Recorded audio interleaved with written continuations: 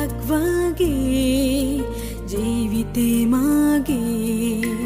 වේදනා පාවෙලා මගෙන් මිදුනේ අන්තයක් නොදුටු